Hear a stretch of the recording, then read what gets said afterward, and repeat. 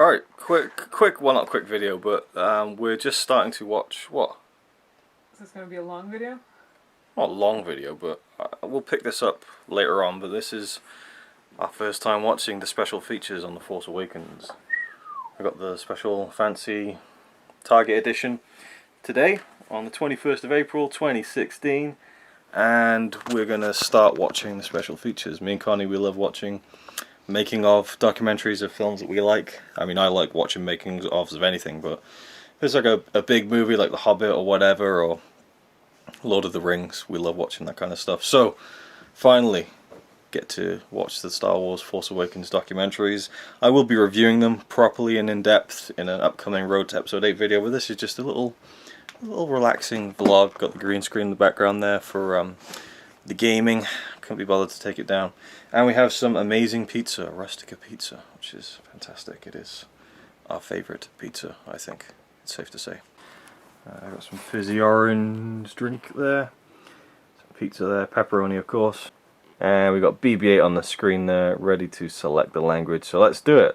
Connie she's got like a task to do. She's already loading up her laptop to probably get ready to do that, but yeah. We're going to watch maybe a couple of the shorter featurettes, and then in 2 days, unfortunately, because she's going out tomorrow night, on Saturday night, hopefully, fingers crossed, we'll watch the hour and 10-minute long, Uber documentary. Is it The Secrets of the Force Awakens, something like that, which is the one I'm dying to see, but I can wait another couple of days. So yeah, let's get going with this. Ooh, FBI warning, this is an American Blu-ray, so ooh, piracy. It's a crime. Sweet. This reminds me of, actually let's turn it down just a tad.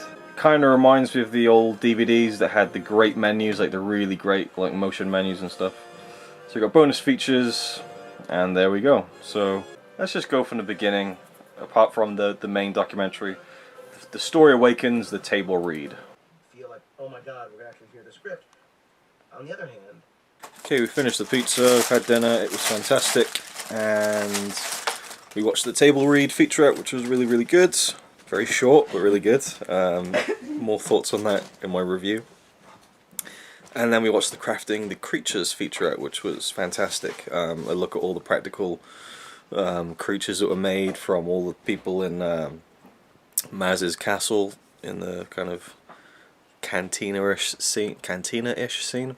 And of course bigger characters like Chewbacca, Nyan Num, and Unkar Plutt. Simon Pegg's character was really good, and then we're probably just going to watch the deleted scenes now to round it off, and then we'll watch the rest on Saturday. Again, we'll probably take everything I have to not watch it sooner, but it'll be worth the wait. So let's have a look at the deleted scenes and just see what they're like. Alright, we're done with the deleted scenes. There was only like 4 minutes worth, and I'll talk about them all in depth in the future, but the two that stood out to me was the Kylo Ren on the Falcon. I thought it was a really great little moment where, obviously he's stepping onto the ship that he might have spent a lot of time on as a kid, sent in the presence of his father. Well, not that you'd need to sense a presence, the Falcon's lying there right in the middle of the fucking mountain, but still. I thought that was a pretty good one. I can see why it wasn't in there. The rest of them, again, they're just little beats that you're just like, yeah, didn't really need to be in the film. The snowspeeder chase, obviously the effects aren't finished on that, so it's hard to tell whether it would have really worked, but it didn't feel like we needed to see that, to be honest. It would have been cool, I guess, if they'd had all the effects finished, but it's really hard to judge. The main one for me is the Jakku message, which I'm assuming would have happened in the first 10 minutes of the film.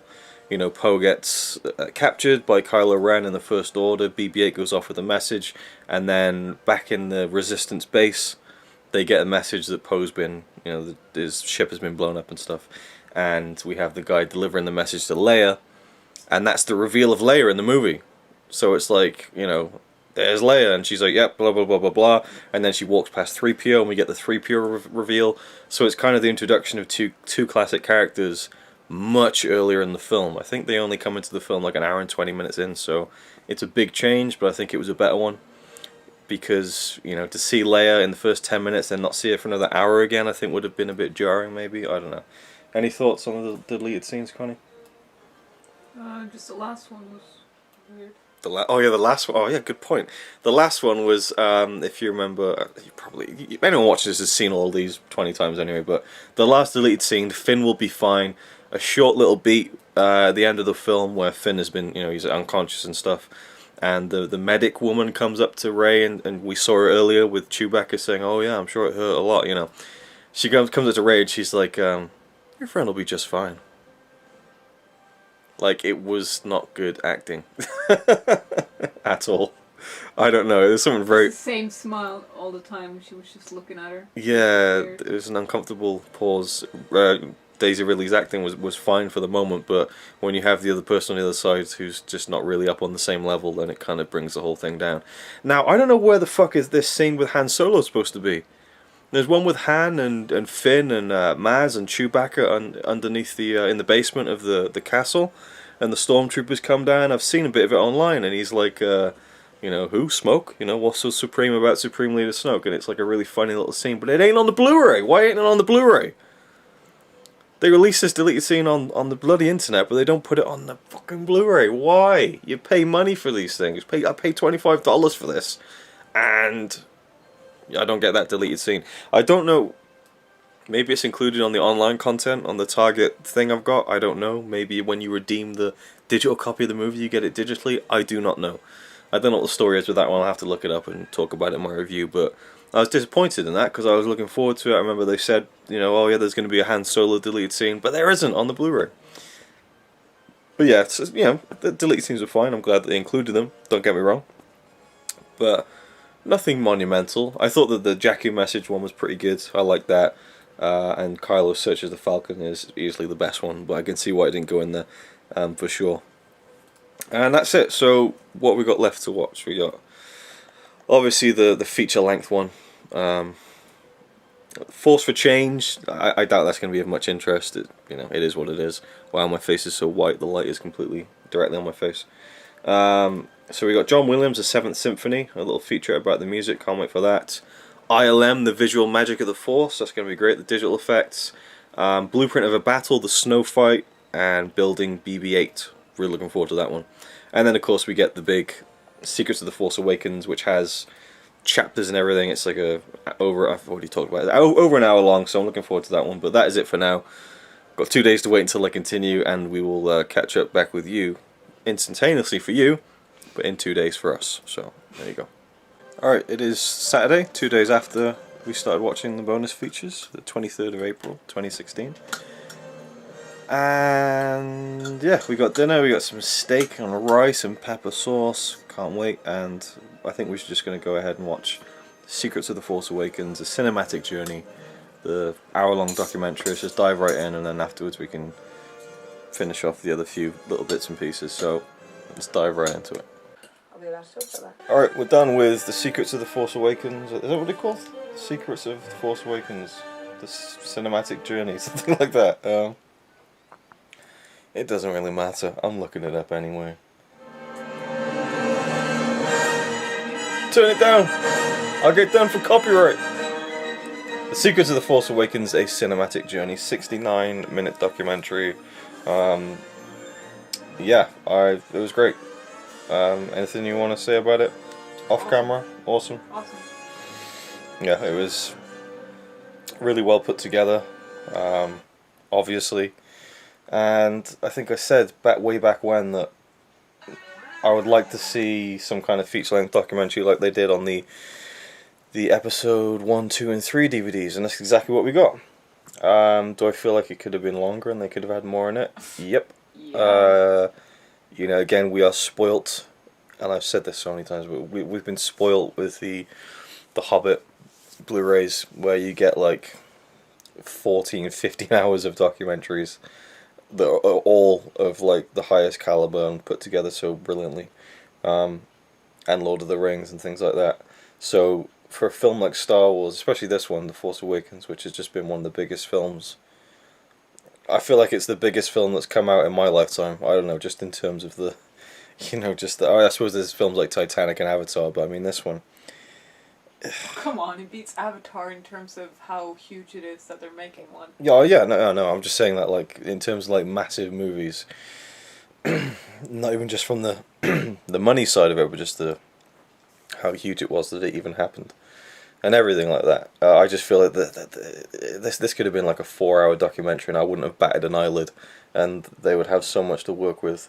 But it was great. I loved it. I'm not going to complain about it whatsoever. It makes me wish that Peter Jackson directed it, because then we would have 10 hours. Yeah, if Peter Jackson had directed this, then we probably would have got a 10-hour document. There's a shot of him on the Millennium Falcon visiting, and I was like, he probably got 10 hours just out of that. I was thinking like, oh, he's in it, but he should have been making it. Definitely. Then again, if Peter Jackson directed it, it would have been a much different movie. Anyway. Well, then the producing then something like a bigger part. Anyway, we're just gonna continue now and just finish off the last. Oh, you don't mind that, do you? Finishing off the last couple of bits and pieces. Well, I'm dying to watch more. I think I'm gonna be sad when it's over. Well, there's not much left anyway, so there's a couple more featurettes, so we're gonna do that now, and then I think I'll just come back at the end and not. Do that. Yeah, not come back after everyone. So there's like 3 more smaller ones. So here we go. And like that, it's over.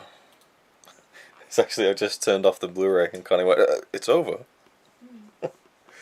I believe, all told, it's an hour and 57 minutes, like, for the whole special features disc.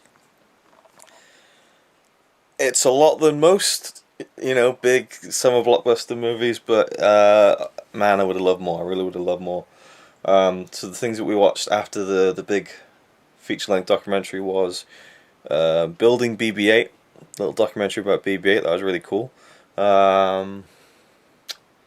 The Snow Fight, kind of a little feature about the lightsaber duel at the end in the forest, how they built the amazing set and everything, which I never thought about, even after I'd seen the film for a few times. I didn't even think about it. Of course they filmed it on a set. I just didn't even question it. Then even though it would have been probably an absolute nightmare to do that for real in an actual forest location, again, it's never crossed my mind, which is only a testament to the people who made that set. Then there was, I forget the titles of the documentaries, the ILM featurette about the visual effects, and then finally the 7th Symphony, I think it was called, John Williams, look at him and him talking about the score. And then finally, a tiny little 3-minute piece about Force for Change and the charity stuff that they've done throughout the making of the film, which has been fantastic. Part of me feels like some of those smaller featurettes should have just been in the main documentary, because they seem to fit in with that, but then, I don't know. It kind of looks better if it's like, 2 discs, special features, a feature-length documentary, and then this, and this, and this, and this. Whereas if you just say, disc 2 has this documentary, that's it, So I can understand why they split it up, but I would have loved an all-encompassing, just lump it all in as a 2-hour documentary. I would watch it all the way through anyway, and so, or maybe a play-all feature. Where's the play-all feature these days? It just seems to have disappeared. Some discs have it, and so you can kind of watch it as if it's one big documentary, but now you have to keep pressing play, and then it's not talk about first world fucking problem. I know, but I would have liked the play all option. Anyway, thoughts on the stuff that we watched over the past 2 nights, but tonight and 2 nights ago. It was great, but it was not enough. It was great, but it was not enough. Yeah, even Connie. I could watch hours more. Connie could watch hours more. I could just watch the whole movie breakdown. Whole movie breakdown. Yeah, absolutely. Like, just show me how you made the whole freaking thing. Exactly. Yeah, it felt like in most cases the things that they were showing in the documentary was like, oh, this is really cool, and then and they're like, okay, so the next part, and it's like, Yeah. And no gag reel. No gag reel. They used to hide them on the episode 1, 2, and 3. And the trilogy DVD, the gag reels were like, you had to go to like the chapter selection menu and then type in like a certain amount of numbers on the DVD remote, and then it would pop up like a hidden, yeah.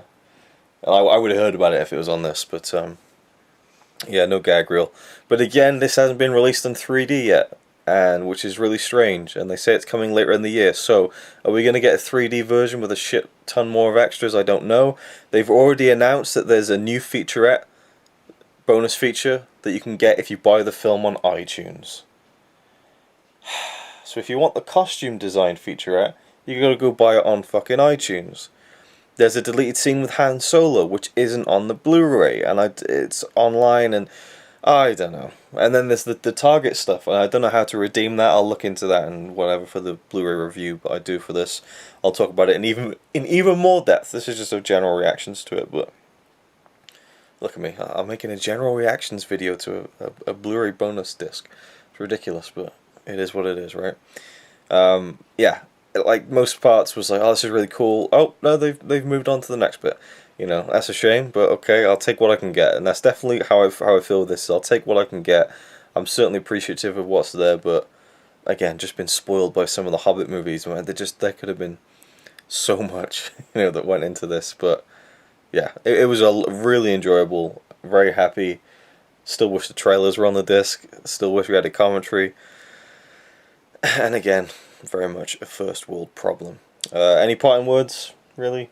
No, it was good, but you wanted more. That's pretty much it, really, isn't it? No, it wasn't good, it was great. Great, yeah, sure. Yeah, great, but not enough. That's pretty much it from Connie. Whatever you said. And whatever I said. I'm sorry.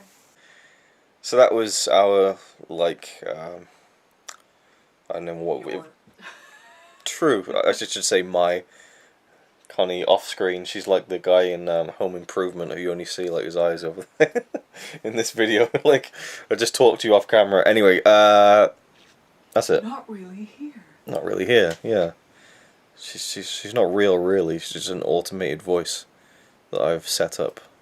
Connie died a long time ago. Recorded my laughter in like 100 different ways. Recorded your laughter. Oh god. There's a lot of that. Alright, this got real weird real quick, so thank you for watching this watching the Star Wars Force Awakens vlog video. And that's about it. Thanks for watching. I am called King Computer.